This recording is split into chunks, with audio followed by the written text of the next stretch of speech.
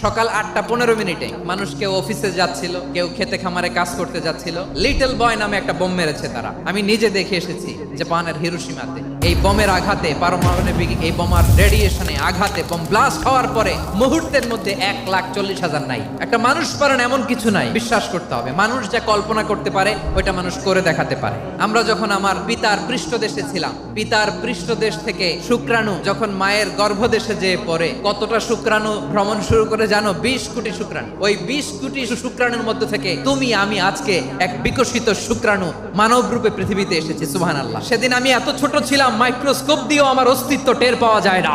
তারপরেও ওই প্রতিযোগিতায়, ওই কম্পিটিশনে যখন আমারে কেউ হারাতে পারে নাই, আল্লাহর জমিনেও আমারে কেউ হারাতে পারে না।